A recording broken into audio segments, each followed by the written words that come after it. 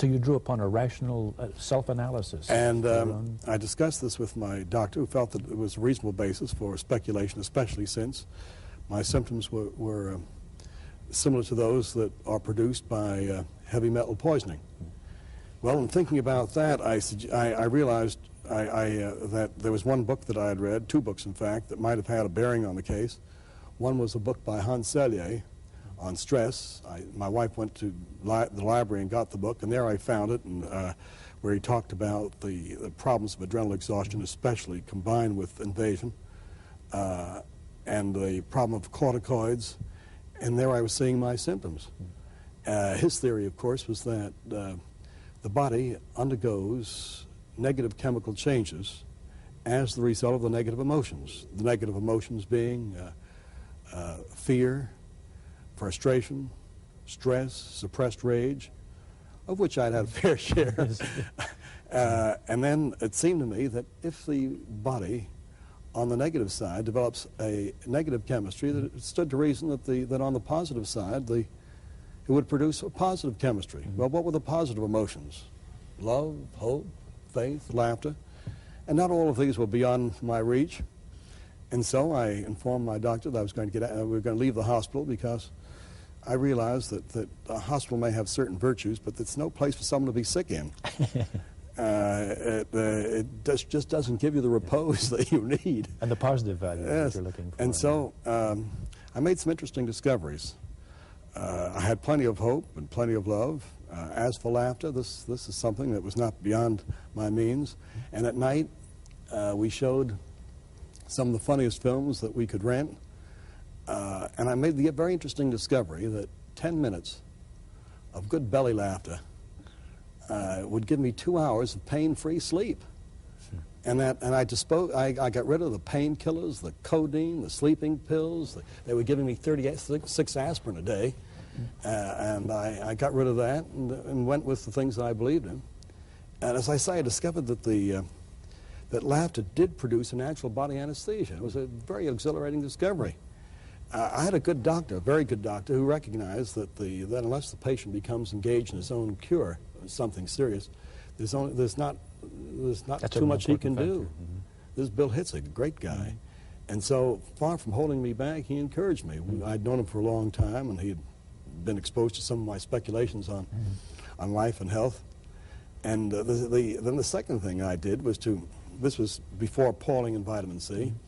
It seemed to me that since there was so much inflammation in my tissues, that we did need something to meet that particular problem, and I felt that vitamin C might be worth trying for several reasons. First, it had a role to play in adrenal activity.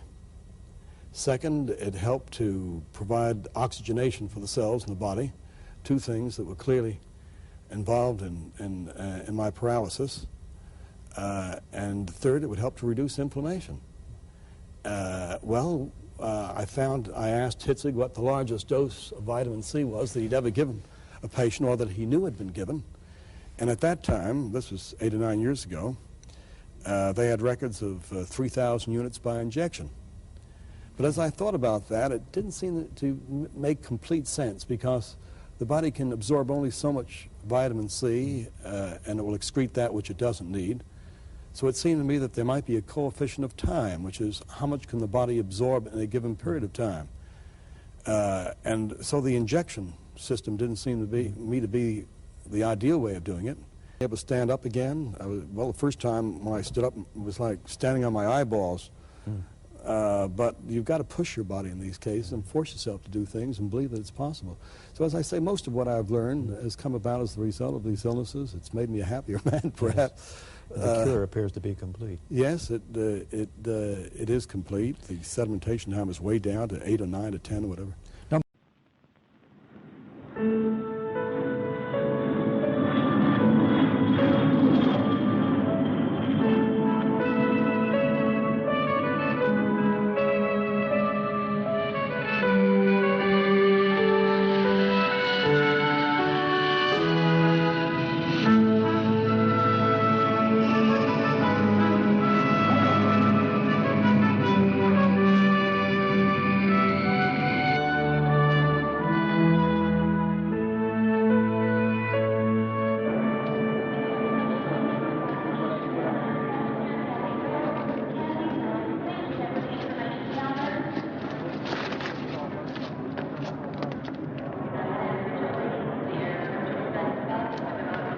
here.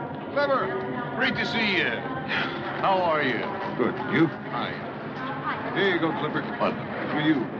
Direct from the USSR. Thank you. It's just what I needed. Here, let me take it. All right. Car's right on you.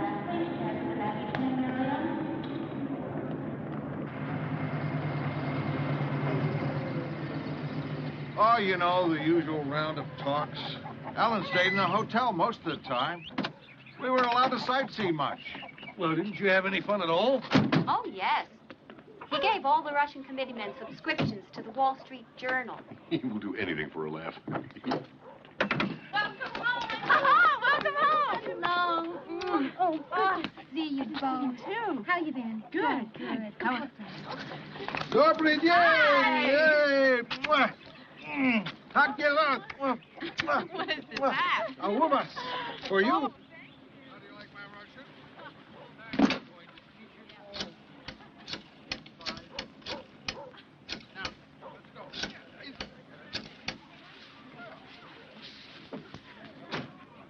Hello, this is Ellen Cousins. May I speak to the doctor, please? Yes, I'll hold on. Oh, girls. Why don't you take the bags upstairs? Oh, okay. Careful, that's a heavy one. Oh, great. There you go. No, don't take it off. It's stunning. It doesn't work as a hairpiece, though. Thank you. Listen, have you made a decision yet? Well, frankly, Clipper, I don't know what I want to do. Leave Saturday Review or stay. Right now, I'm so bushed. The offer to go to Hawaii and run the East-West Institute sounds very appealing. No. That's the chicken's chair. You know Ellen's penchant for fresh eggs. Sorry. 25 years, cuz. Dean of all New York editors. Saturday Review wouldn't be the same without you. Hell, we might even have to start working. Hello? Hi, Bill. I'm glad I got you in. Ellen, when did you get back? We just got back from the airport. Bill, I'm a little concerned about Norman. Why, is anything the matter? I don't know. He's just not right, I can tell. Of course, he says he's all right, but you know how he is. He always says he's all right, no matter what. You better let me talk to him. Oh, good. Hold on a moment. Norman, Bill Hidsey wants to talk to you. I called him.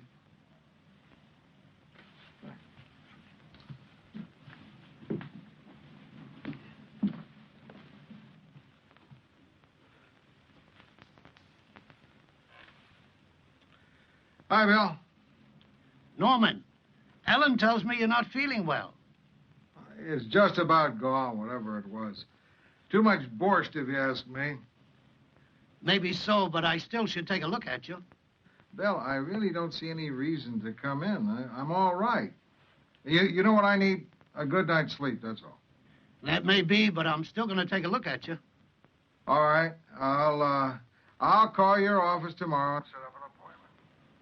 That'll be fine. You're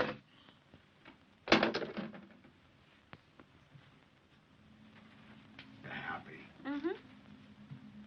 There's not going to be anything.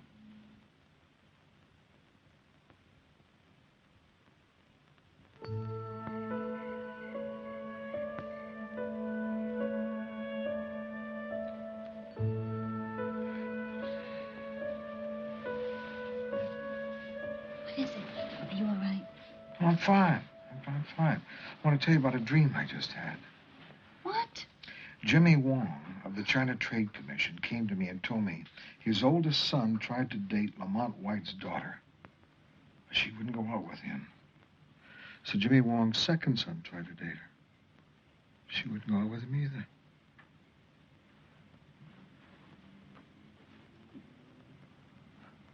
So? Don't you see what that proves? Two Wongs don't make a White. No. More than two. Oh. Well, good night, dear. I love you. Your patience with me is phenomenal. Norman, I love you, too. Mm. I don't know what I'd do without you.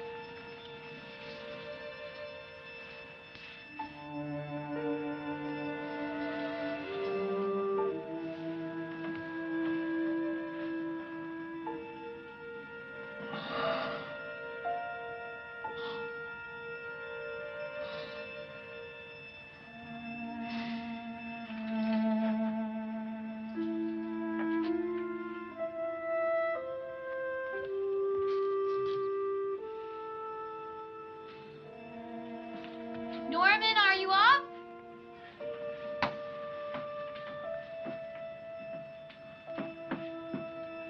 Breakfast is almost ready. I'll be down in a few minutes.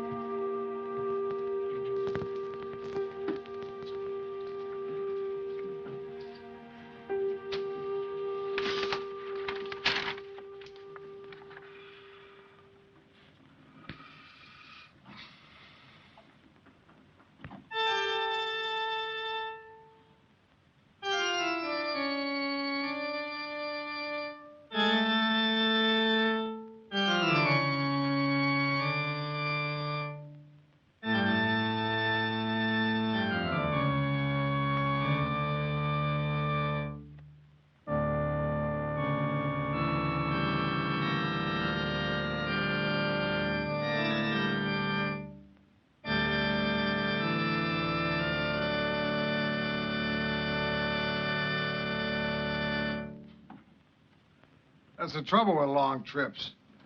You can't practice. You get rusty.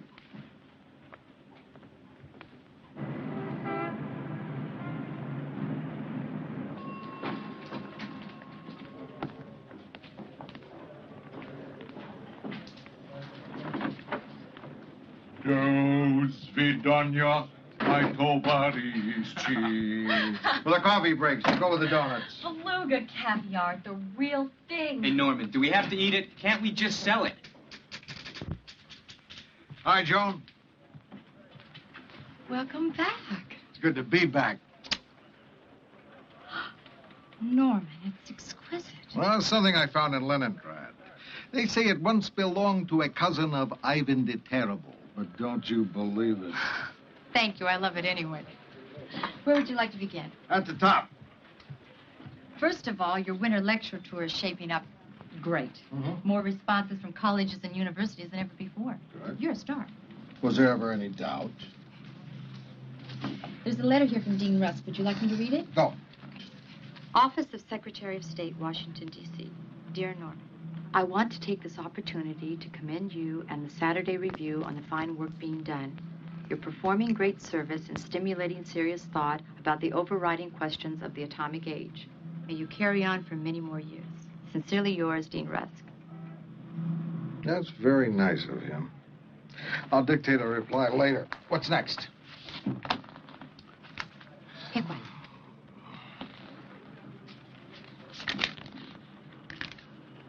Not bad. Norman, I know you're not feeling well, so thank you a lot for making time for this lunch. No, honest to God, I appreciate your help. It's been on my mind since before you left. 65th, it's a briefcase, please. I mean, I'm not anti-science, no, but damn it, something has to be done to set the standards for experimenting on live animals, and I don't see that being approached. Thanks, pleasure. Good. I'm with you, Clipper, whatever you say. Well, the point is that these corporations have a completely free hand to experiment. Burns me up. Race you back to the office. What? Race you back. Well, I'm gonna beat you. You know I will. Yeah, but yeah. Norman, because I let you win because you're the editor. Yeah. Okay. On your mark. No, Norman. Get set. I don't want to do this. Go! Stop thief! Stop thief! That man stole my briefcase! Stop that man! Hey, hold it up, Riley, hold it up! Oh, please, officer, this can be explained. Yeah, sure it can. Norman, will you tell the officer it was a joke? Norman, will you tell the officer this is... The name is Bob, Buster, and this is my briefcase. I can prove it because I put $5 right under this pocket. See? See? Officer, this man is joking. I'm telling you, this is a setup. This man's my boss. He is an incorrigible spoofer. Thief. Oh, cuz, I'll get you for this. Rotten thief. See, this is a setup.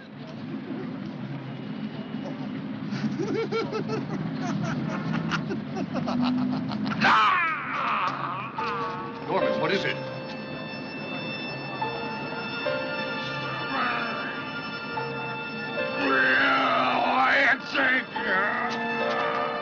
Taxi! Taxi!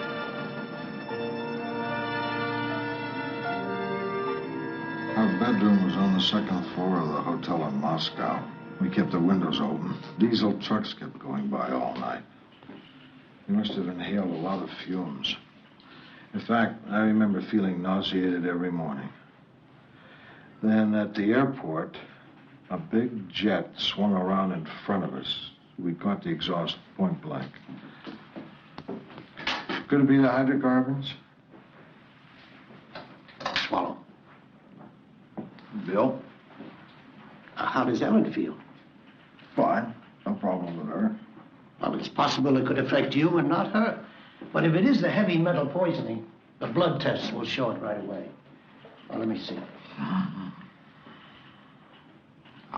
Hurts? I know. That too. All right. Tell me about the illness during the early part of your trip. What can I tell you? The fever went to 103. Strep infection? It was never identified. It left as soon as it came. And what about the trip itself? Frantic. One frustrating problem after another. Follow-ups all over the place. Late-night paperwork, meetings. Seems as though this whole year has been like that. I've watched you. You've been under a great deal of strain. Adrenal exhaustion. Could that be what this is all about? Thank you. Said 88. That's not good. What's it said? Well, it's something like a blood count, only a little more complicated. I'm going to put you into Mount Sinai. I want a complete workup on you. Bill Keller, wait till tomorrow. I've got a lot to do today. No, it can't. Now, I know you know something about medicine, but I'm the one here with the credentials. Get dressed. I'll take you down myself. Dr. Hill, emergency telephone. Dr. Hill, emergency telephone. Ellen. Oh, Hi, sweetheart. hi. He's done this home. How is he? What is he saying?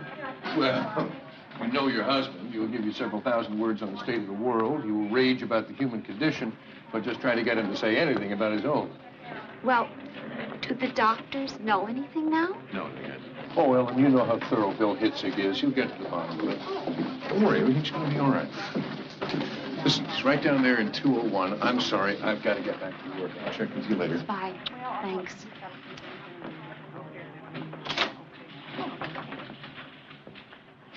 False alarm. Was the cabbage borscht after all? It was the stroganoff. I'll be out in no time. God, Cleveland was so worried I didn't know what to think. Doctor! Doctor!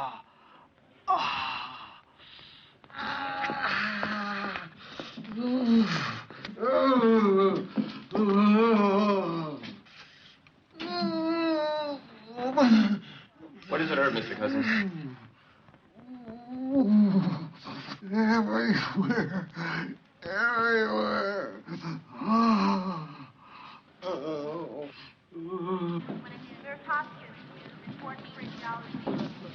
I want you to keep a close check on Cousins. Perhaps we could... Doctor?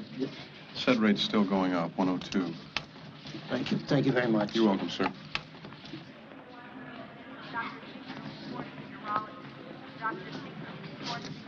Ellen, I'm sorry. We still don't have a handle on this. The latex test for arthritis has come up negative. But I'm still not convinced. I'm going to bring in Dr. Paulson. He's a very good man in rheumatology. Well, maybe he can shed some light. Ellen, why don't you go downstairs and get something to eat? Oh, I'm not hungry. I've got rounds to make. Please don't stay too late. You've got a long ride home. Anything new, I'll call you. Right? Bye. Bye.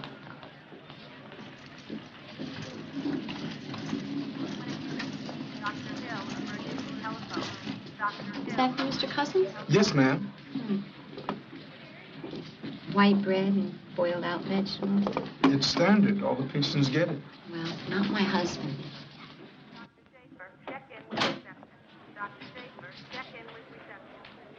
Hi.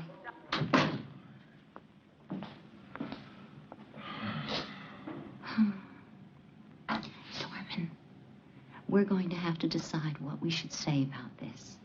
The UN already called about that reception. Say nothing. I don't want people coming down seeing me here. Norman, illness isn't anything to be embarrassed about. It's a private matter, and I want to keep it that way. Well, what do we tell our children? They'll know you're here. Should we call Amy in Paris? And Pigeon, she'll come running in. I don't want to upset them with this. Say as little as you can. And Shigeko? You know how she'll feel. As little as you can, Ellen. If my brother or sisters call, say even less. Norman, I'm not concerned about your brother and sisters, but I am about our children. You know how they feel already.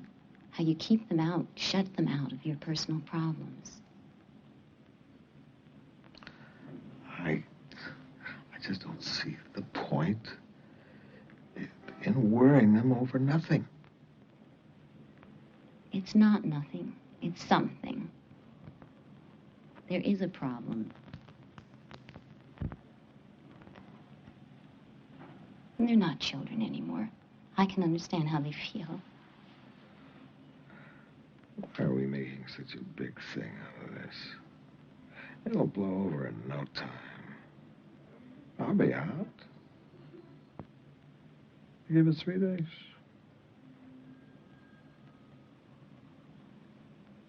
Well, what about 2 days? Make it 1. All right, I'll check you out in half an hour, okay? There. That's better.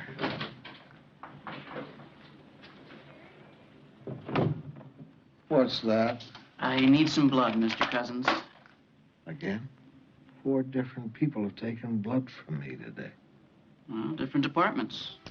Can't you people coordinate and draw it from the same vial? Your arm, please. Can't you take urine instead? I can spare that a lot easier than I can blood.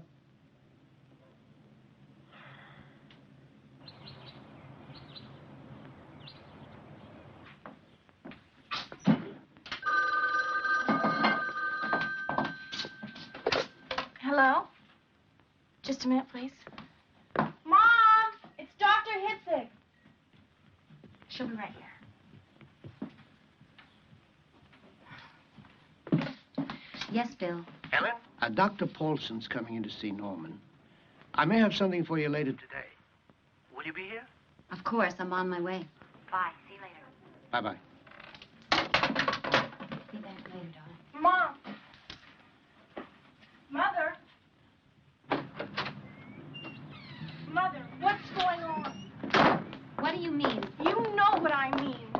What's all the mystery about? Why is Daddy in the hospital? It's nothing, Sarah. You know how he goes there every so often for a rest. No, Mother, this is different. You driving back and forth to New York every single day. Candace and I have talked about this, Mom. We're not dumb. There's something the matter with Daddy, and we have a right to know. Sarah, there's nothing to tell you. Yes, there is. Daddy's always making decisions for us. He's got this dumb idea that he's protecting us from some kind of pain. Mom, life is full of pain. Get in the car. I'll drop you off at Linda's. Oh, never mind. I'll walk. I won't be back until late, honey. There's vegetable soup in the pot. There's fresh wheat bread that I baked. There's yogurt and plenty of fruit. I'll go to the village, Mom, and get a greasy hamburger with all the goop on it I can find.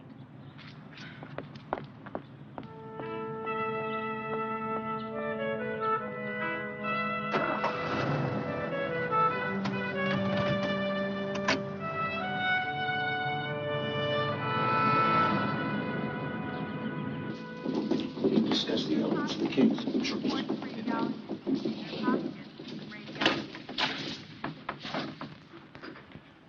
Norman, this is Dr. Paulson. Just don't squeeze too hard. I won't. Shall we begin the examination? Ready when you are.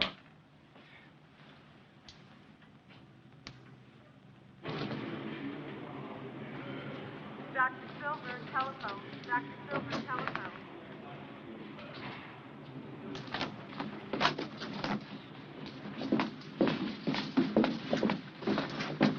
Ellen, I'd like to talk to both of you.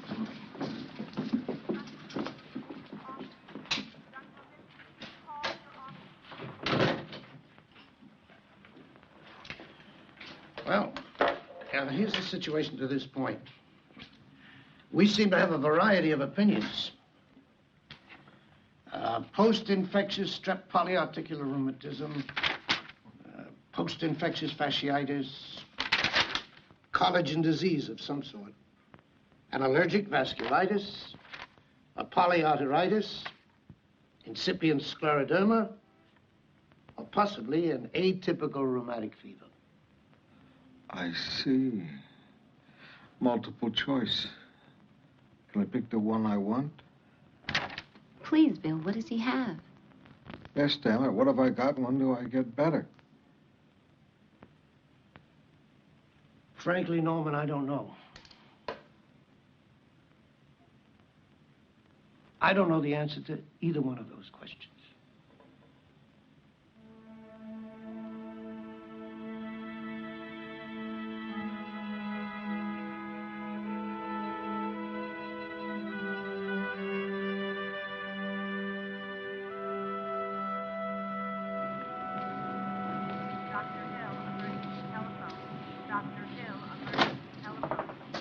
Sorry to bother you, Mr. Cousins, but I need some blood. Did you see my sign? Well, yes, sir, but we have to run some tests. Come back in 3 days. I only give blood every 3 days. I can't afford to give any more. But, Mr. Cousins, we need some blood. What's the matter with you? You'll stick me, and then someone else will stick me, and so on and so forth. No wonder I'm weak. This hospital's bleeding me to death. Now get out of here. Yes, sir. Wait a minute. I'm sorry. Not your fault. Look, I'll make a deal. I'll give blood if all the departments agree to draw from the same vial. Yes, sir. I'll discuss it with Dr. Hitzik. Okay. Now, don't make me move, please.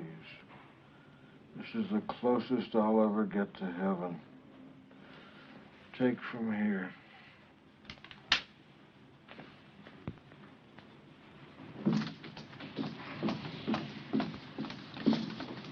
Hi. Hi.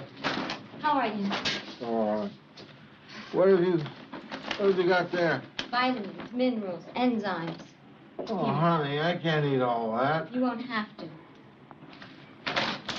Where are you going now? I'll be right back. You just got here. I'll be back. Hi. I'm passing out fresh vegetables. Carrots. Bananas. They're good for you. They'll make you get better faster. That's what you should be eating around here. I think you better check out 203. Oh, really? I'm serving fresh vegetables. Carrots, bananas. Much better for you than the food you've been eating here. Peppers. Have a pepper. And I'll see you again. Okay?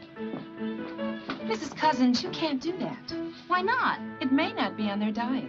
You're totally upsetting hospital routine. Why? By giving them decent food. You have a pepper. Come on. Yes? Yes, I've got it. Fine. All right, Norman, as soon as possible. What was that? Norman dictating his editorial. From the hospital?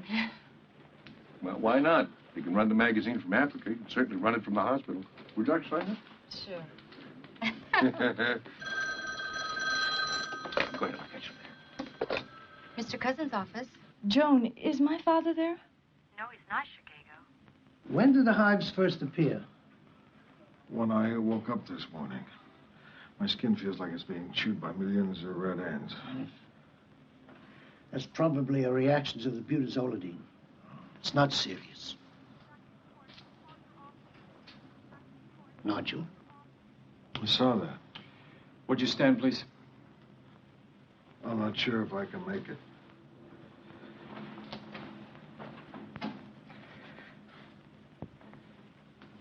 All right. We'll increase the codeine. That'll ease the pain. Mr. Cousins, in my opinion, based on my examinations, you are suffering from some form of paralysis which is progressive. And I think you should prepare yourself for a long-lasting disability.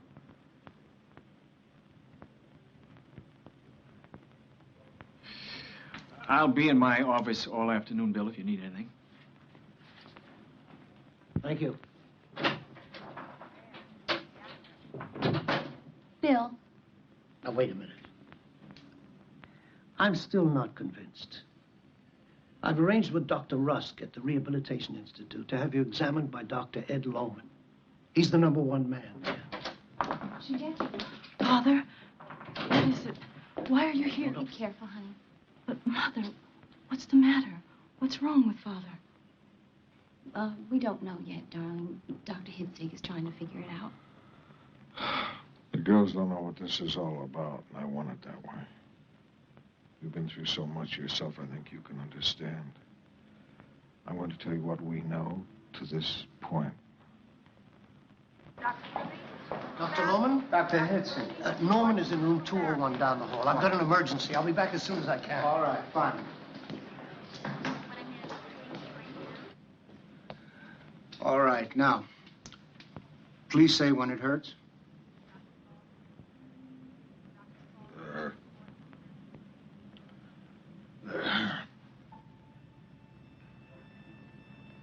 There.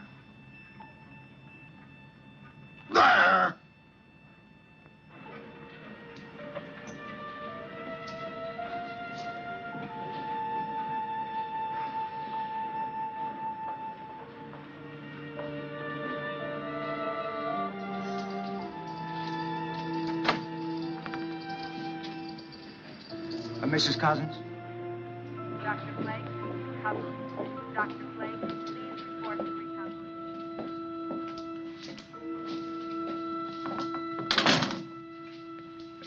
Dr. Hitzig is on his way. Shall we wait for him? Now, let's hear what you have to say. Doctor, do you have a diagnosis?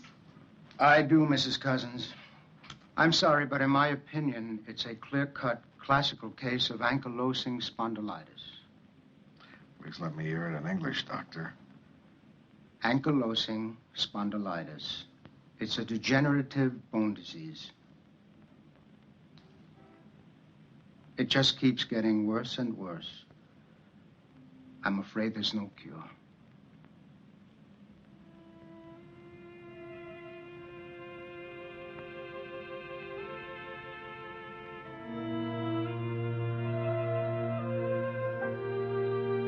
Thanks for helping. All right. I'll call you? Yes. Okay. There's Hopkins. Report to radiology. There's Hopkins. Radiology.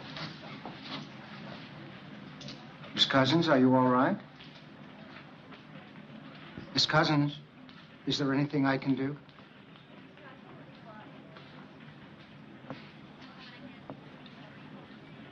I was 12 years old. I was on my way to school when the atom bomb exploded over Hiroshima.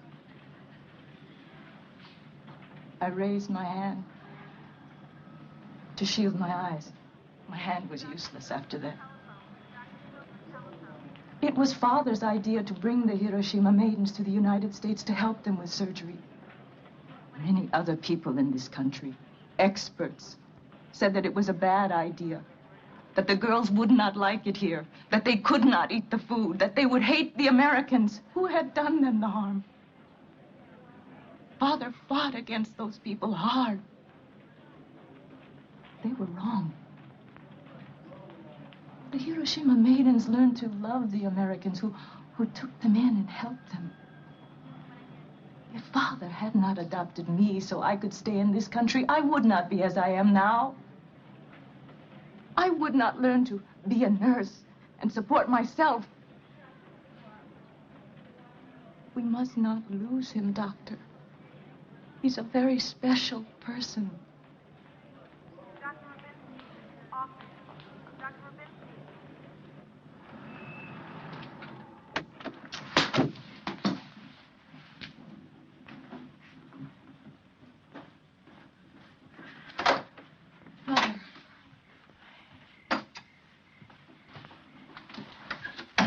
Mother, for God's sake, what's going on?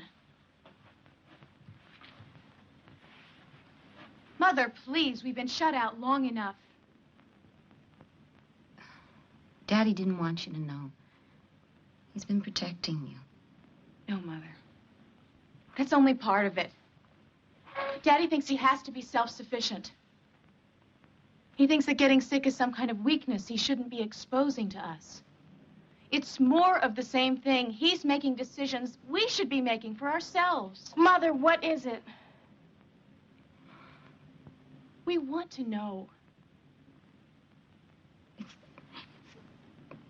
It's a disease of the spine. It's chronic, it's degenerative, and the spine becomes more and more immobile.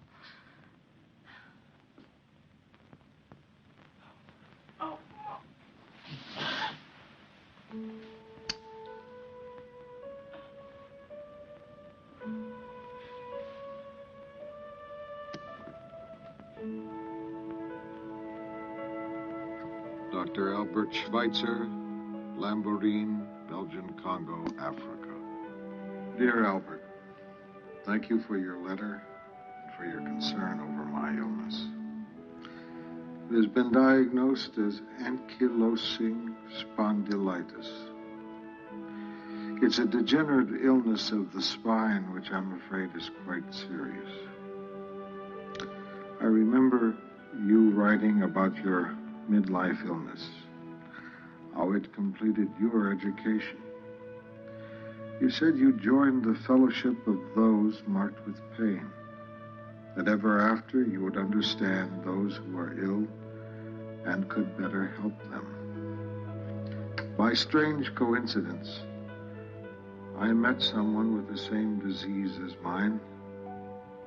The spine would be frozen, he said. You had to decide to spend the rest of your life sitting up or lying down.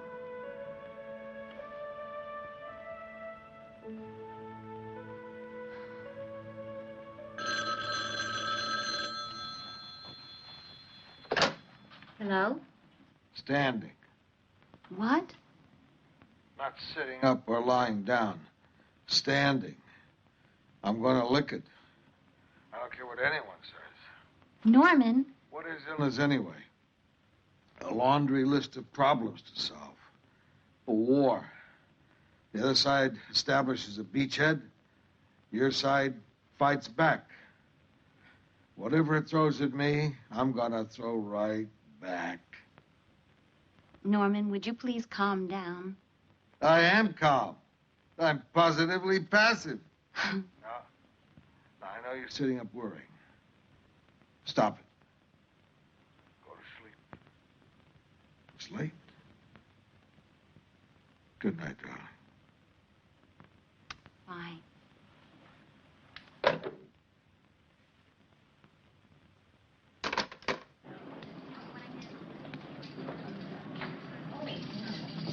Good morning. Good morning. Morning, Mrs. Cousins. Hi.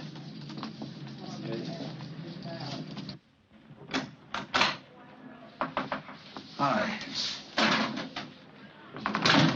Ah, a picnic. Right. How do you feel? Great. Everything hurts. Let's get rid of some of the garbage. Ah. Have some good food. What'd you bring? Fresh everything. How about some apple juice? Give me. Now, are you interested in finishing a conversation that you started at 3 a.m. this morning? Of course. As long as you don't sit on the edge of the bed. Right.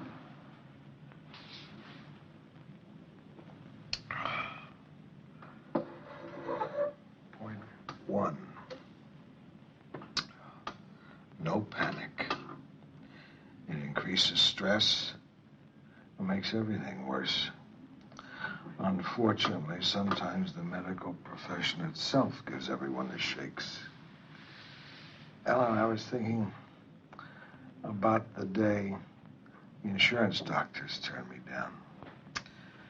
Evidences of coronary occlusion, they said. Give up the work, go to bed, or you won't make it to your next birthday. Remember when I came home that day? Yes, I do. Candace and Sarah were standing at the gate with their arms out, waiting for you to pick them up. Remember what I did? You picked them up. And you threw them in the air again and again, and I thought you'd gone crazy. Ellen, I had a decision to make then as to how I was going to live. I have a decision now as to how I'm going to live. Right? I'm going to keep throwing the girls in the air. Right. Please, call the office. Get the research library. I want to get to know all about this disease. I want to lick it.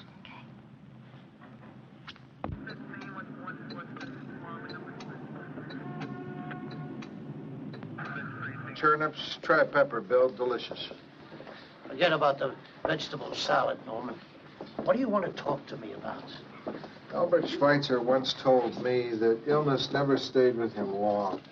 He was too inhospitable a host. Each patient, he said, carries a doctor inside him. Physicians are at their best when they give the doctor who resides in each patient a chance to work. Vis medicatris naturae. The healing power of nature. Well, if negative emotions can produce negative chemical changes, wouldn't positive ones produce positive chemical changes? I mean, isn't it possible for love, hope, faith, laughter, confidence, the will to live, to have therapeutic value? Norman, there's nothing so revolutionary about that. All doctors know that a patient's attitude has a large bearing on healing. I want to change my treatment. I want to start taking responsibility for myself. I want into the act, but I don't want to do it alone. I want a first-rate doctor monitoring me. Bill, I need your partnership in this. How do you want to change the treatment? I want to drop all the painkillers. Now, I know butazolidine and aspirin are anti-inflammatory, in that they make some sense, but they're toxic. All right. You're hypersensitive to the butazolidine anyway. What about the pain? How do you expect to handle that? Well, I'll handle it if I feel I'm getting somewhere. And the joint inflammation? How do we get at that?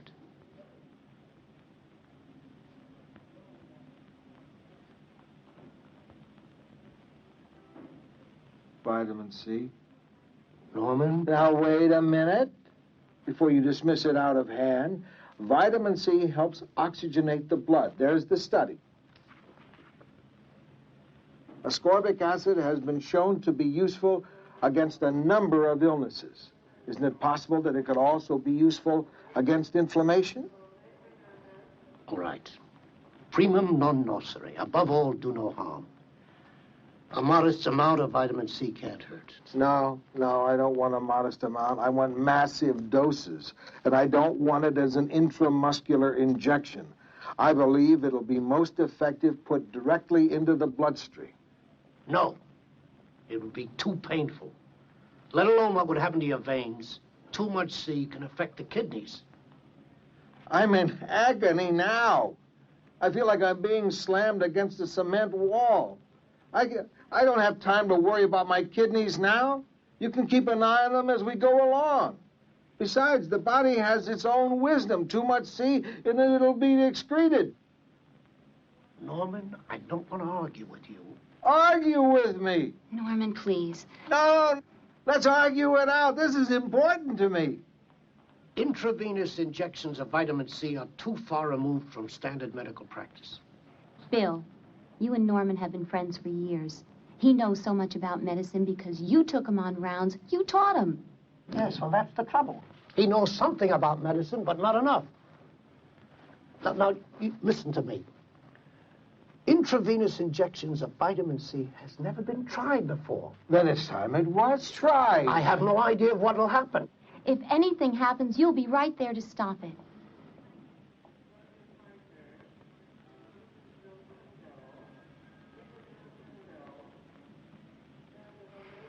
All right. All right. But that's the condition. I say stop, we stop. No arguments, none whatsoever. Agreed. Vitamin C. You're the one who started him on it in the first place, aren't you? Oh, me? Yes, you.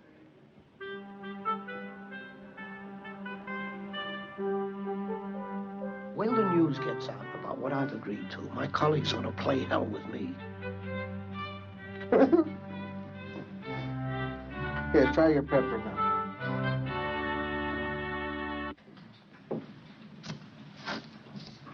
Ready, Doc? Thank you.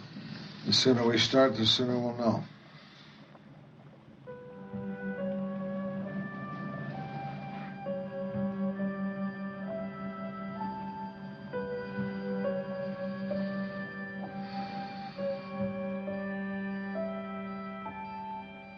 I don't know, Norman. All this vitamin C, I just don't know.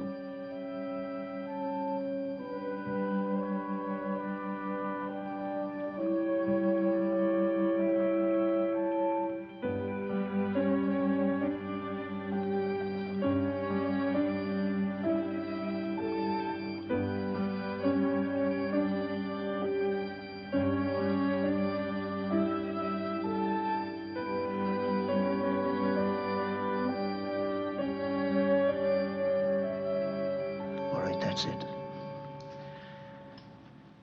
How do you feel? How do you want me to feel? Norman, this is no time to make a joke about this. I feel great. Okay. I need a sedative.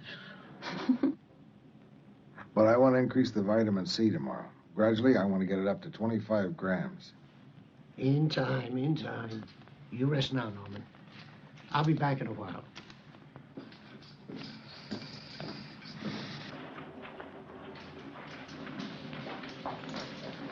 Mr. Cousins' room, please. 201. Thank you.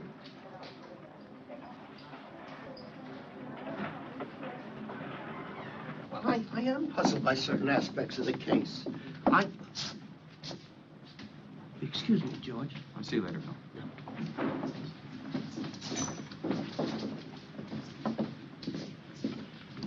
Will you patients excuse me? Please go back to your room. Hi, Bill. Norman, now, what is this? Positive emotions. The Bible tells us a merry heart works like a good doctor. The ancients pointed out that laughter is good medicine. And Sydenham himself, whoever he was, clinched it. The arrival of a good clown, he said, will be better for the town's health than 20 asses laden with drugs. No offense, Bill. I'm going to run some old Marx Brothers movies. Okay, Norman, I'm set. Roll it.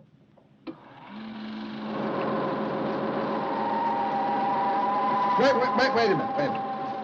I've got an idea. Let's run some sed rate tests before and after and see if there's an effect. What do you think?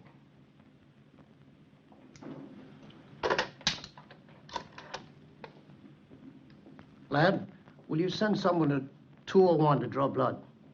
Thank you.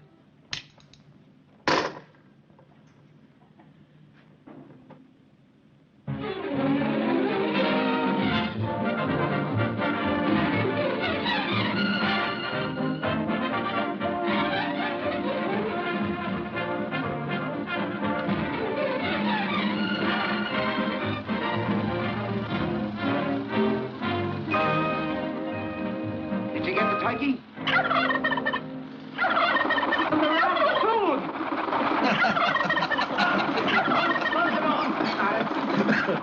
Around the pipe.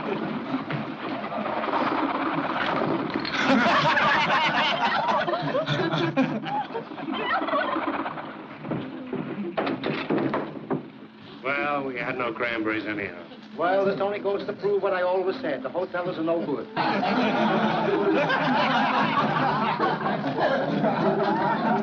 Okay, everybody, we have to keep this corridor clear. Floor. Come on, everybody, go back to your room. Can't get it out of the wall. Come on. Come on, Baker, give us a hand.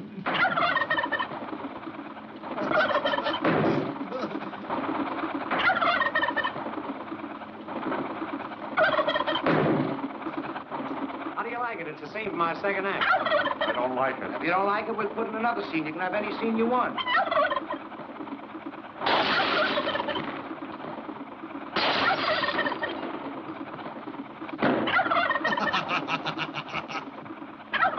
Well, what are you going to do now? Don't ask me. I'm supposed to be the doctor. Hey, maybe he can put me in for the night. At the Metropole? You wouldn't want to stop there, boss. That's the worst blockhouse on 8th Avenue.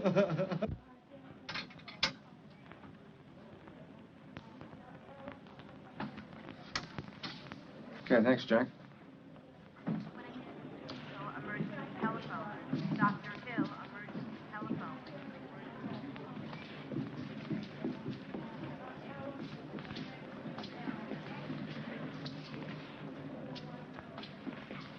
Doctor.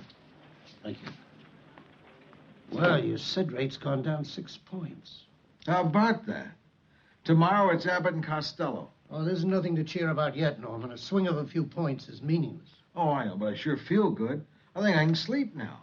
Bill, would you do me a big favor? Yes. Would you crank down my bed and put up a don't disturb sign? All right. Thanks. Oh, much better. But I just don't see how he can keep up with those jokes of his. Oh, Clipper, that's been his life. He and his mother were always tricking each other. She used to put marbles in his bed, but she'd warm them first to take off the chill. I guess that's what they call being a Jewish mother. Oh, that smells good. What is that? Bean curd soup with matzo meal dumplings. Matzo miso. We call it Japanese cooking. That is so bad. I know. you make that up, or is that a line of Norman's? Okay, listen, I think that we should talk to Pigeon, get Amy back from Paris, and get together and do something, okay? Okay. All the nurses are complaining, and I don't blame them. Patients are asking questions. Why can't we see movies, too? Bill, this is a hospital, not a fun house. He plays those comic routines. He starts belly laughing. Patients gather outside the door. We need crowd control just to get down the corridor. Now, you've got to do something about it, and right now. All right.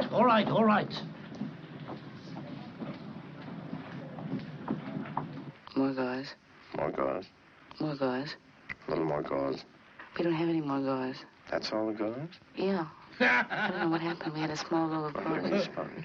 sponge. A sponge. You have the sponge. Give me another sponge. I want two sponges. What's the matter? Norman, there are going to have to be some changes. You're upsetting the routine. You're disturbing the patients on the floor. Yes, I know, and it's been bothering me. Well, I'm glad to see you're so agreeable today. The movies are going to have to stop. No. That's not the change I had in mind. I've been thinking, and I've come to the conclusion that a hospital is the wrong place to get well in. The minute you fall asleep, someone will be in to change the sheets. Damn it, Norman, be fair. It's one hell of a job running a big hospital. Yes, I know. I understand. All right. Still, I've decided it's time for me to move on from here. What are you talking about? You're sick. You're going to need care. I know.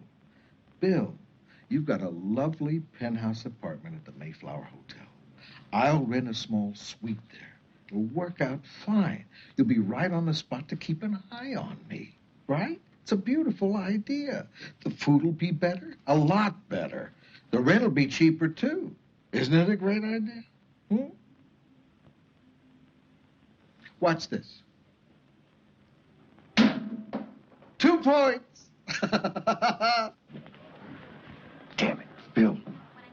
I just heard you're letting Norman leave the hospital. Is that true? Yes. That's crazy.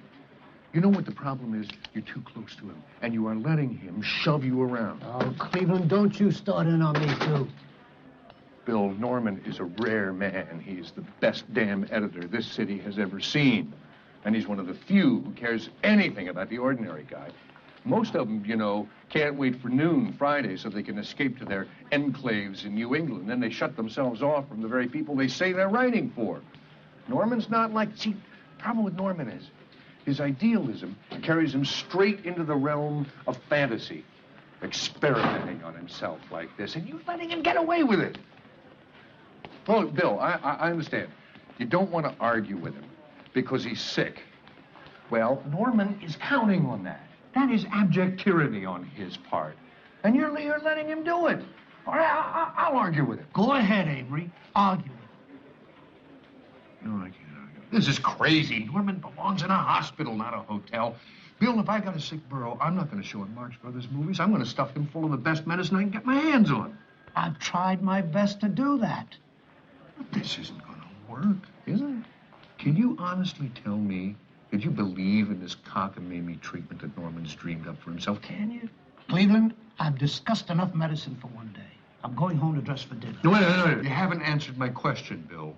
Do you believe in the treatment that Norman's worked out? The important thing is Norman believes, and I think I should support him. That's not what I asked. You believe it? No, not at all.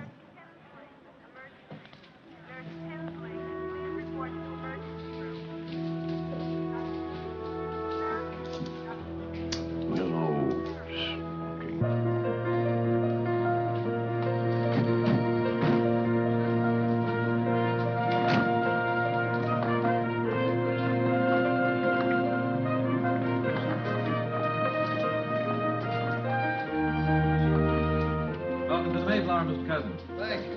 The nurse is already in the room.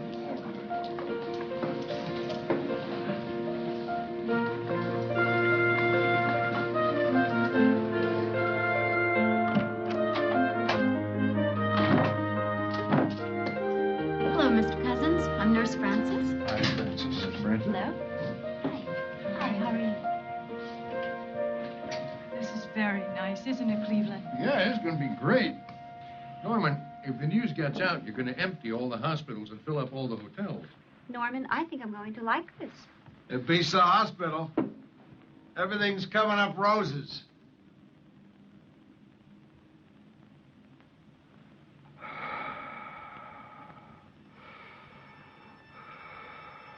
It's different. I haven't had this before. I think it's a cramp. That's all it is. It'll pass. There. It's locked. My jaw's locked. Don't make any noise, for God's sake. Don't wake him. Easy. Don't panic. Keep quiet.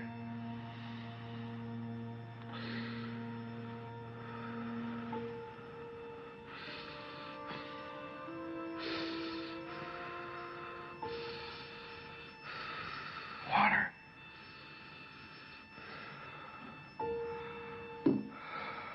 Cool.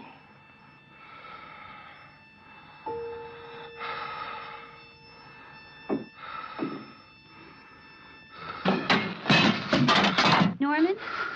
Norman! What is it? What is it?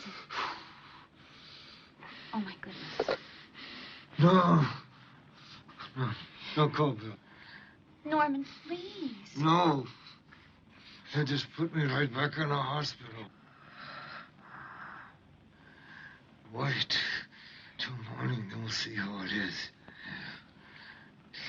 In the morning. But, darling. No. Oh, please.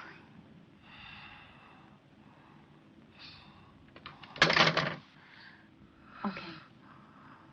I'll be right back.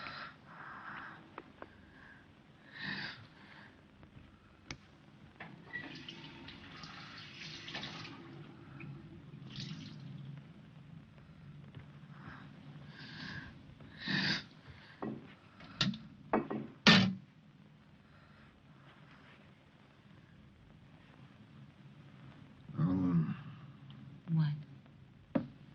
it's a lonely business, this being sick. Not with me around.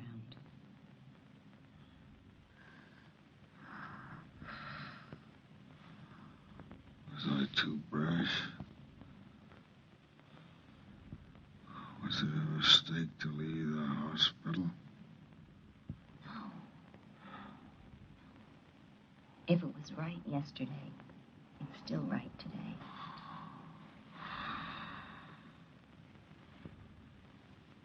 I can still do it. What? Throw back whatever he throws at me.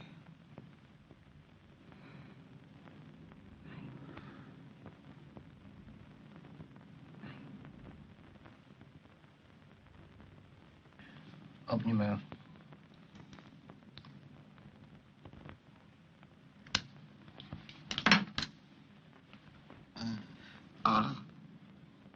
You have anything new to tell me?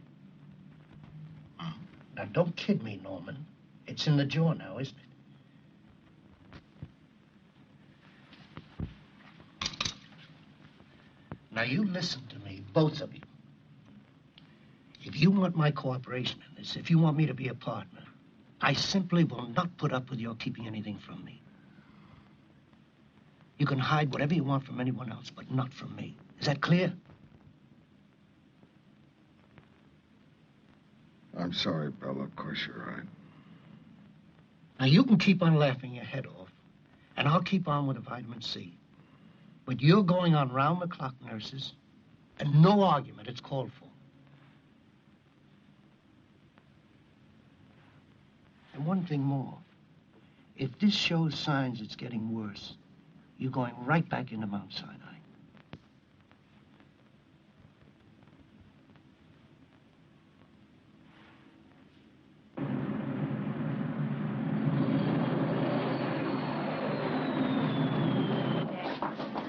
Ah, Amy!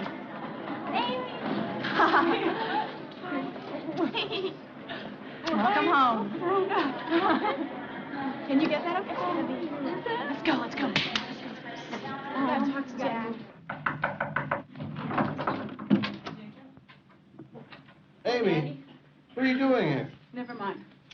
talk to you.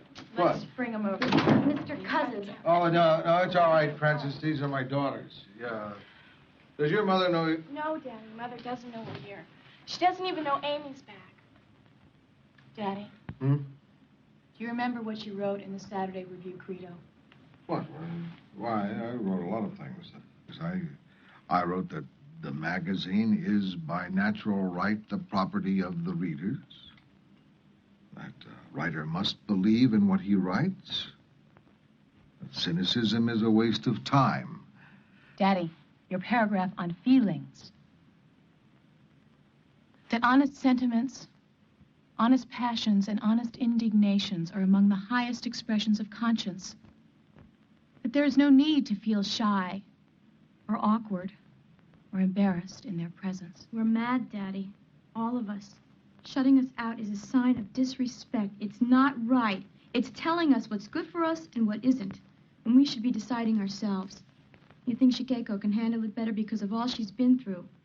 But that's not true. Daddy, we love you. We're family. We want to be in on this, Daddy. We want to help you with what you're doing. Please. Daddy, please. Don't shut us out.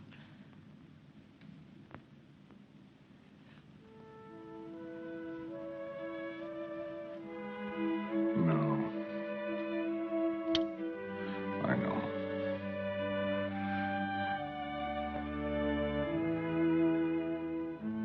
We're in this together.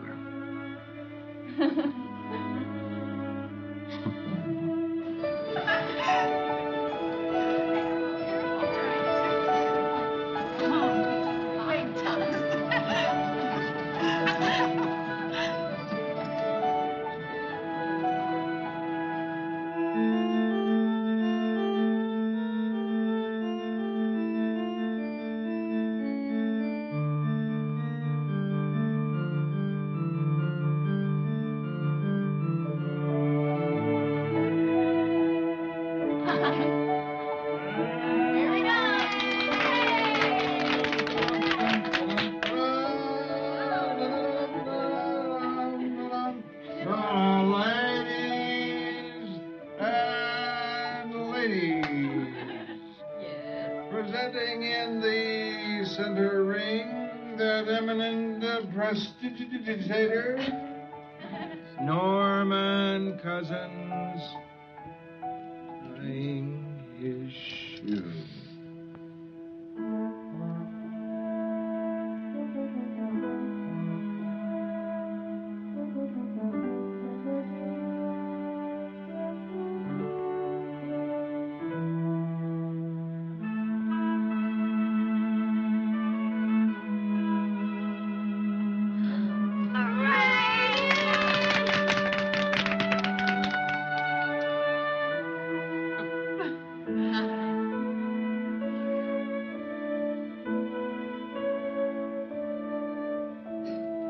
Good morning, Mr. Cousins. Time for your specimen?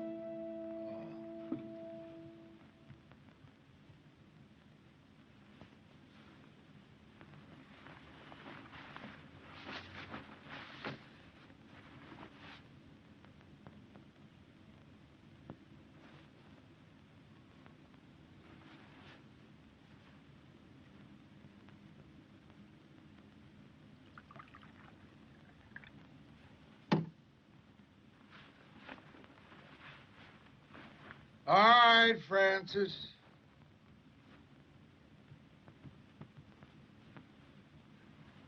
Looks very cloudy. It is. Let me see it. My golly, you're right. Let me run it through again.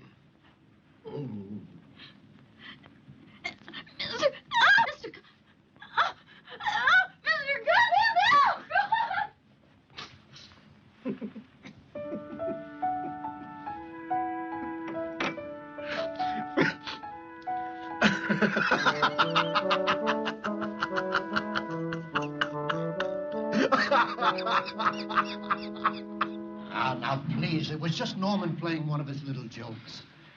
Well, I'm quitting, Doctor. That's all. I'm quitting right now. I thought I was going to have apoplexy. Well, I don't blame you. I don't blame you at all. It was not a nice trick to pull. I'm sure Norman will apologize when he realizes how you feel. It's not funny. Norman?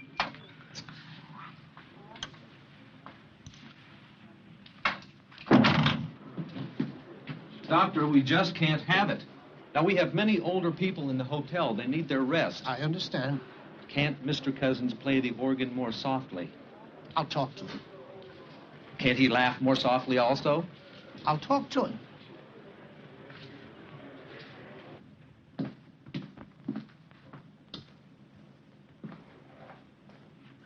You still yakking it up with Cousins, Bill? Stu, I don't want to argue with you, but at least try to understand what Norman means. He's not claiming that laughter is going to cure someone. I should hope not. I'd be turning my practice over to Bob Hope. He only means it sets a positive tone, Right. an up mood. So vitamin C can do the job, eh? Still shooting him up, Bill? No, he's taking it orally now. You've got to stop this, Bill. You're practicing placebo medicine. What do you mean, placebo medicine? No medicine at all, just keeping the patient happy. Look, this is going to erupt in a totally different way if it hasn't already. Bill, you're a highly respected physician. Your reputation is impeccable, but you've become the laughingstock of the hospital. I don't like to see that just because you're a good and caring man. You've got to protect yourself. Disassociate yourself from Cousins' nonsense. Thank you, George, for your concern. But I've got to go by what I see. We're getting good results for the first time. Besides, sometimes placebo medicine works better than real medicine. Bill, I know it may not seem like it, but not all of us are laughing. Some of us are still willing to learn from our patients. Thank you.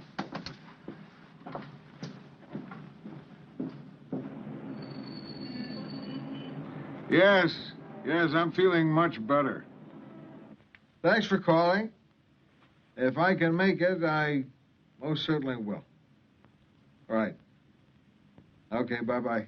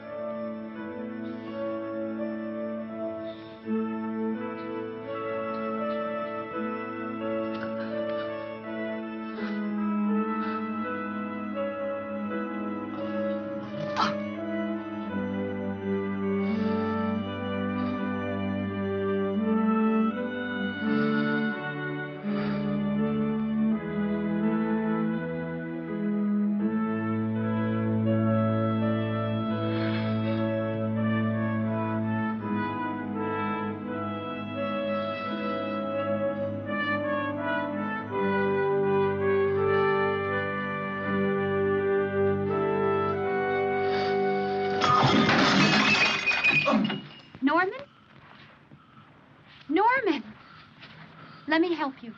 No. Please, Norman. No. Norman! Honey. No. Okay.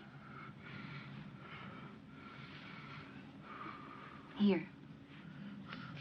I'll just take your arm and let me help you. Just... No. Let me do it myself. Okay.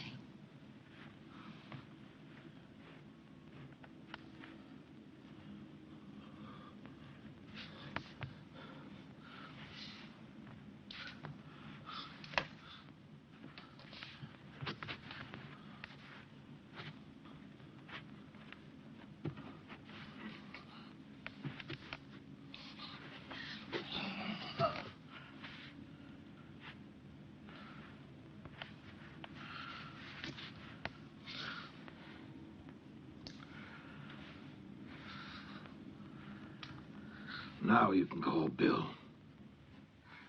This is nonsense. Norman belongs in a hospital.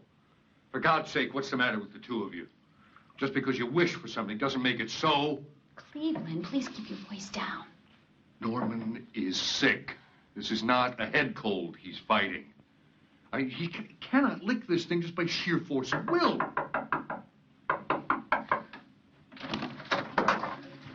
Mommy, what happened? How is he? Go on, go see him, Kel. Daddy. Don't sit on the bed. Girls. Guess I'm gonna need more of your help. Looks as though we've still got a way to go. We're here, Daddy. We're with you.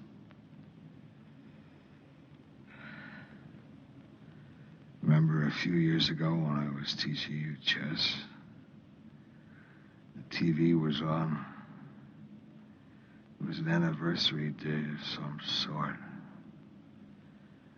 They began to show pictures of the victims of Hiroshima. I remember.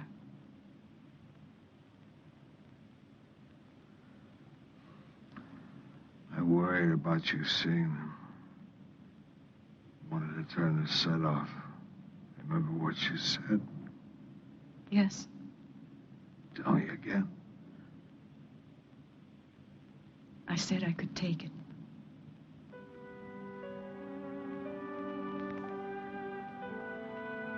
Me too.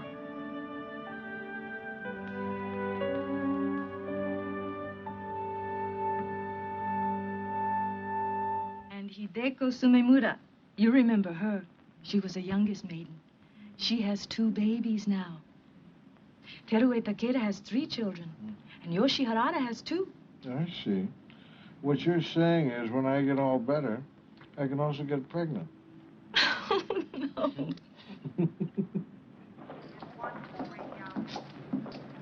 Dr. Schwartz, call your office. Well, how's he doing, Bill? Working a miracle, I suppose. He's making very good progress. Frankly, I'm amazed. Really? Then it is ankylosing spondylitis. I see. If he gets better, he doesn't have it. If he doesn't get better, he does. Isn't that a hell of a way of arriving at a diagnosis? Well, mistakes have been known to be made. Don't argue with me, George, about what Norman has. Argue with the #1 man at Rusk's. He knows what Norman has.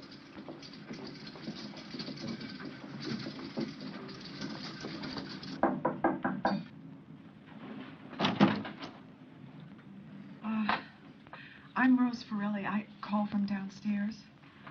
Come in.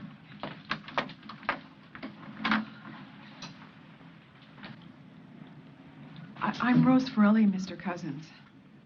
I saw you several times at Mount Sinai. I don't think you noticed me.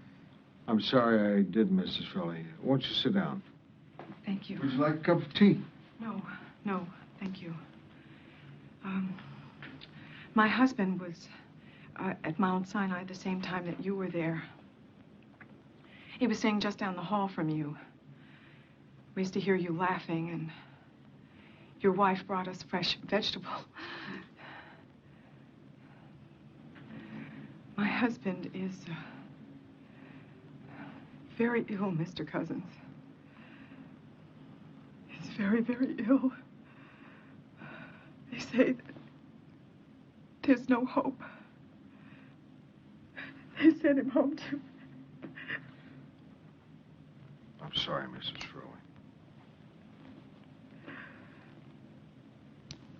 They say nothing can be done for him. I want him to go on the routine that you went on for yourself. I heard them talking about it at the hospital. I want you to explain it to me so that we can do it at home. Mrs. Furley, I'm not a doctor. It's not right for me to prescribe. I told you. They say nothing can be done. I can't let it go like that. Excuse me. He's a very good man. And we have a very nice family.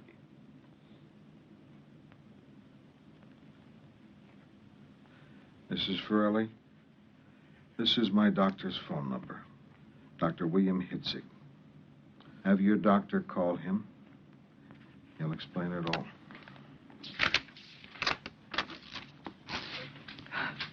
Thank you, Mr. Cousins. God bless you. Please, let me know what happens. Yes, of course I will.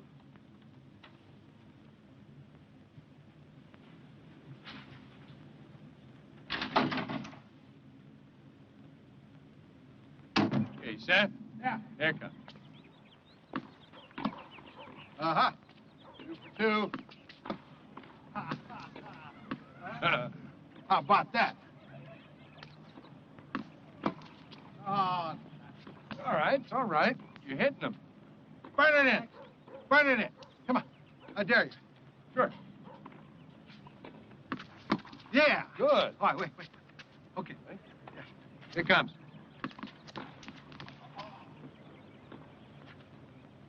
You okay? Sure. Come on. Oh, last one. Yeah. Ah! Last one. Ah! Do that. There you go. Almost. How you feel? Great. That's what I call a workout. Go on, I'll buy you a nice tall drink. It's my coat. No, that won't work.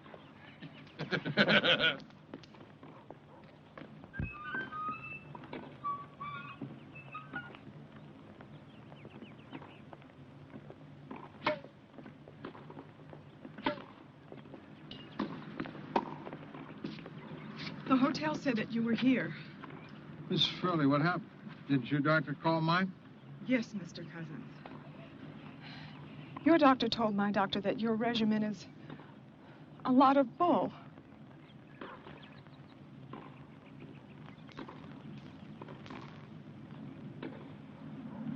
I thought you might want to know that. Mrs. Furley, I'll write down everything I'm doing and mail it to you. But listen, you've got to understand that I'm not saying that every illness can be overcome. And you shouldn't try without the help of a good doctor. I'm not disrespectful of the medical profession as a whole, far from it. But find a doctor who will join you and your husband as a partner, and who knows that the body can write its own prescription. Thank you, Mr. Cousins. Good luck. Call me if you need any help. I will. Goodbye. Clipper, I'm going to change. Then take me to Hitzig, will you? Any questions? Well, that'll be all. Thank you. Dr. Hill, emergency telephone. Dr. Hill, emergency telephone. Dr. Schaefer, check in with reception. Norman. Bill, did you tell Mrs. Farrelly's doctor that the regimen I'm on is a lot of bull? No. Norman, I've got an important meeting. Mrs. Farrelly said her doctor told her... I did not use that word. If it was used, it was her own doctor's embellishment. But you did say to him that you didn't believe in what I was doing. No, Norman. I do not believe in vitamin C therapy. Well, I'm a lot better. Look at me. Yes, I know. And they all said that kind of a treatment never... I know what they said. Well, why am I getting better? What is it? don't know why. I don't know what it is. I don't know if it's remission or misdiagnosis or placebo effect or sunspots. I don't know if your progress will continue or the whole thing will tumble down on you without notice. Why have you gone along with it all this time? Because you believed. Because nothing else was working. Because I love you and I'm willing to try anything, reasonable or otherwise. But don't ask me to believe in something that has only the most superficial kind of research validity.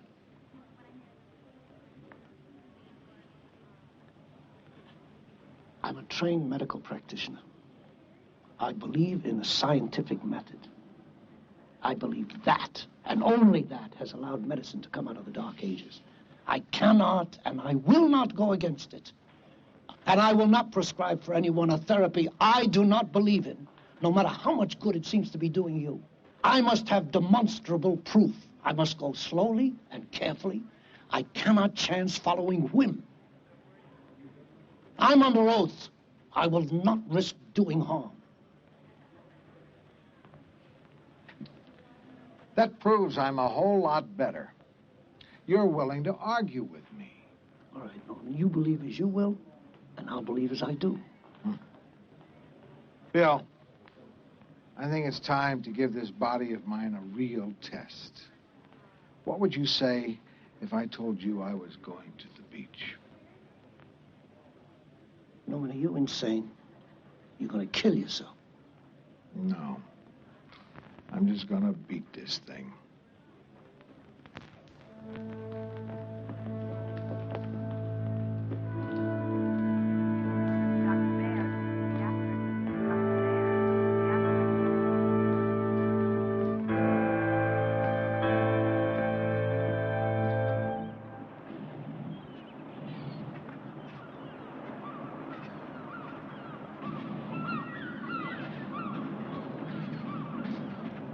Gorgeous day.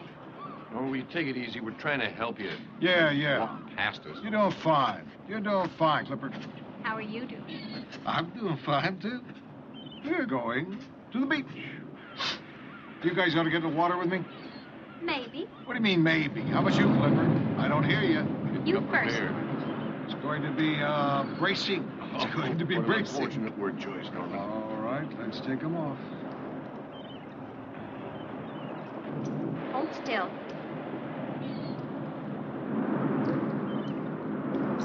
Norman, will you stand still? There. Will you lift your foot for me there? Thank you. Okay.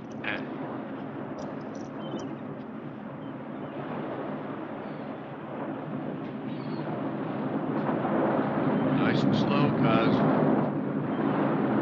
Easy. Easy. Let me take your hand. Let me take your hand. Good. Hold tight.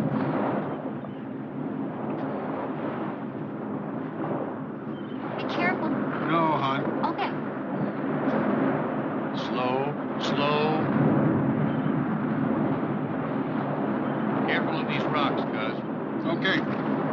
Let me do it alone. No, Norm.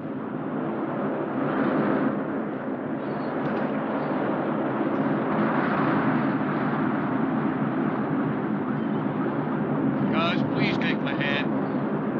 Take my hand. Here, take it. I know. Hold on to Cleveland. I'm all right. I'm all right. Get him, Cleveland. Norman! Get him. Norman! Make him come out. Is he all right? You all right, cuz? I'm okay. I'm okay. Let me try some more. It's foolish. Get back. Get back. No, I'm going to stay right with you, Norman. Norman, there's an undertow. Let's go in. Watch out. There's a wave coming. What? Another wave. Come on, let's walk in. Please, Cleveland, let's stop now.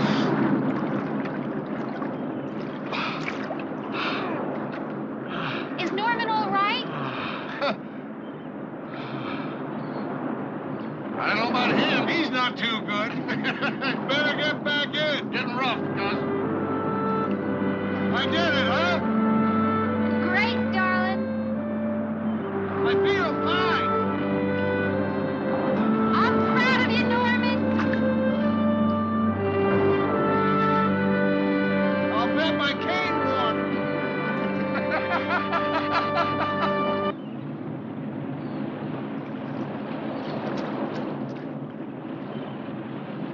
Hey, you okay? Huh? Are you okay? Yeah. I'm okay. Are you sure? Are you kidding? By tomorrow, I'll be surfing. Go for it.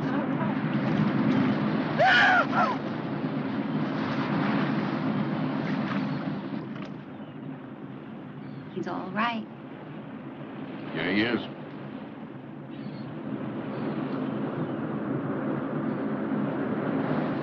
You know, when he was a boy, his family used to call him the professor. He had something to say about everything. And he also had a very strong mind of his own. Good thing, too.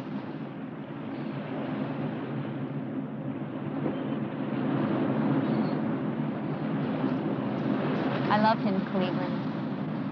You know, I never thought it was possible to love anyone so much.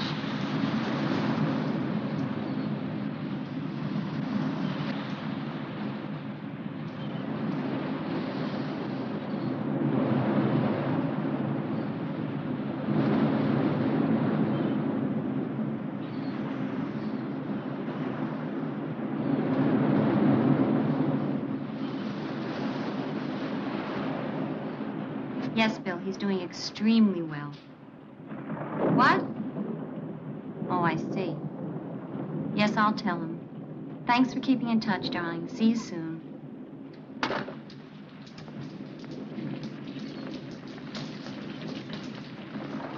That was Bill Hitzig. He says the weather in New York is great, but the hotel doesn't want you back. They should be damn glad you play the organ, not the drums. That's okay. That's okay. It won't be necessary, because we're not going back to the hotel.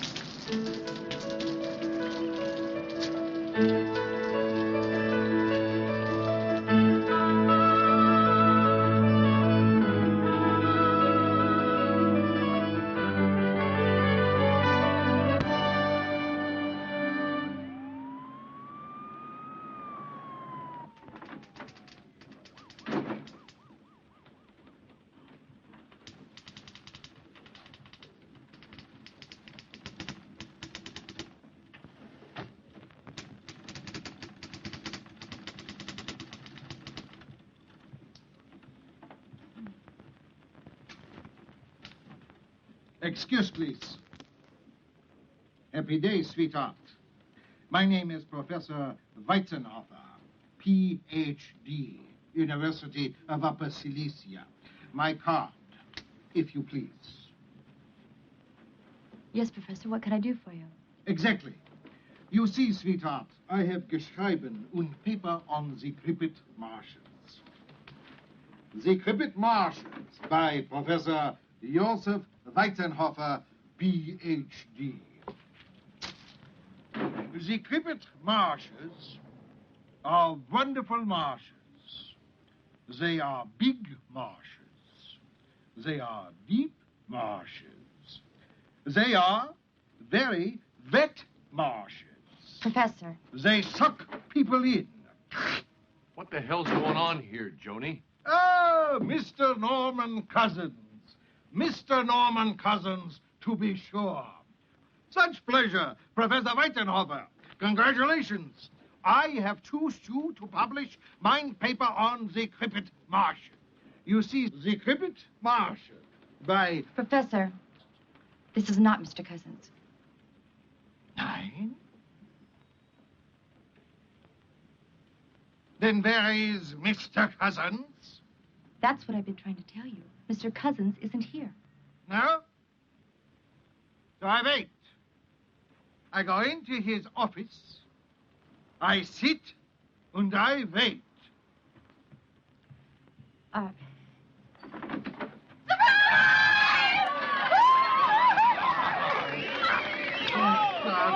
told you I'd get you back. I ran it on you. I told him you were coming back to work. We set you up for once. I love it. And you let him. Right, I thought it was a wonderful idea, didn't we, girls? Yes. Bill. Okay, Clipper. I acknowledge defeat. All right, everybody. I just want to say for everybody here, because this place hasn't been the same without you around. And we're glad to have you back. Even as the old professor. Thank you, Clipper. Thank you, everybody. I'm very proud of all the things that we have done here through the years. I think you all know how much this place means to me.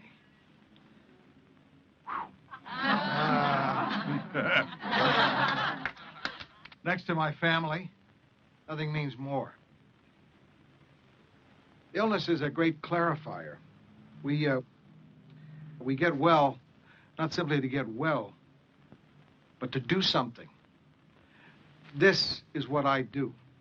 I edit the Saturday Review, and I plan to go right on doing it.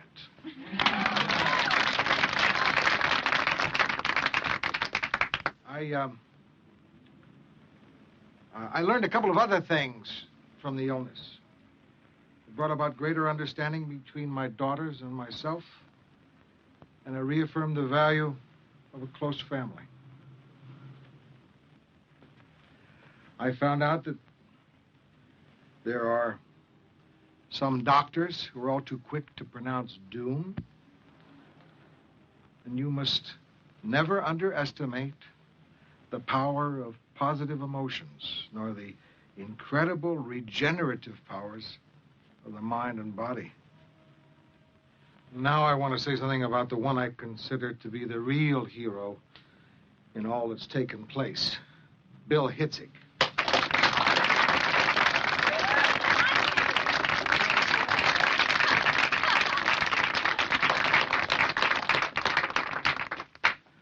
I shall always be most grateful to him. He took an enormous amount of abuse, but he had the wisdom and courage to treat not the disease, but the patient. I think it's fair to say he knows that the art of healing is still a frontier profession. And he knows no one can tell what advances will come from new knowledge about the workings of the human mind. Yes, Norman, that's fair to say. But none of that changes my mind about the vitamin C therapy. That's all right, Bill. I love you anyway. Where's that champagne? All right, Joan, you ready to work? Yes, sir. Okay, take a spoon.